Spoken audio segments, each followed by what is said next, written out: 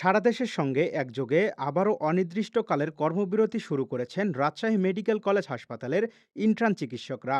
রোববার সকাল থেকে রামেক ইন্টার্ন চিকিৎসক পরিষদের ব্যানারে হাসপাতালের প্রধান ফটকের সামনে কর্মবিরতি পালন করেন ২২০ জন ইন্টার্ন চিকিৎসক। এ সময় তারা তাদের ঘোষিত ৬ দফা দাবি দ্রুত বাস্তবায়নের আহ্বান জানান। বিএমডিসি ২০২৫ খসড়া আইন রূপান্তর করতে হবে। যারা বিএমডিসি বহির্ভূত অবৈধ ডাক্তার পরিচয় দান করে থাকে তাদের অবশ্যই আইনের আওতায় নিয়ে আসতে হবে।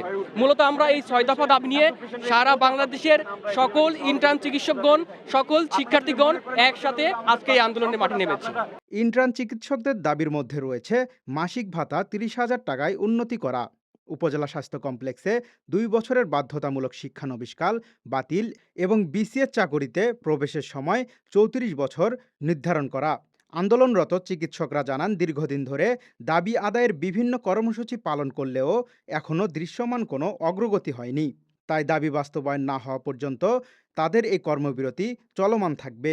মেডিকেল প্রফেশনে শুধুমাত্র শুক্রবার বন্ধ, এটা তাদেরকে মানবিক এবং মানসিকভাবে একটা চাপের সৃষ্টি করে। এর পাশাপাশি আমাদের ২৪-২৫ বছর লাগে শুধু ইন্টার্ন সহ শেষ করতে, এরপর এফসিপিএস বা উচ্চতর ডিগ্রি করার জন্য ৩০-৩৪ বছর সময় লেগে যায়। সেখানে ৩২ বছরে কিভাবে বিসিএস এর বয়স নির্ধারণ করা যায়? শুধুমাত্র যারা মেডিকেল সেক্টর থেকে তাদের জন্য হলেও বিসিএস এর এই সময়টা বাড়ানো উচিত, বয়স সময়টা ৩৪ করা উচিত।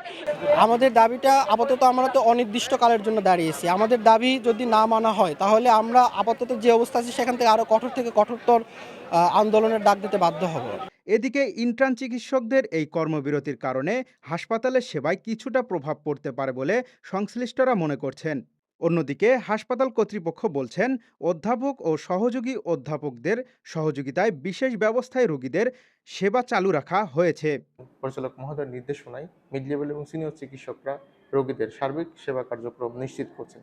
সকল প্রকার জরুরি সেবা, জরুরি সার্জারি এবং লেবার থেকে শুরু করে অন্যান্য ওয়ার্ডের ডায়ালাইসিস এবং সিসিইউ, আইসিইউ প্রত্যেকটি জায়গাতে কিন্তু আমাদের সেবা আগের মতোই পরিচালিত হচ্ছে। তবে হ্যাঁ, একথা অস্বীকার্য যে আমাদের উপর বাড়তি একটি চাপ যুক্ত হয়েছে।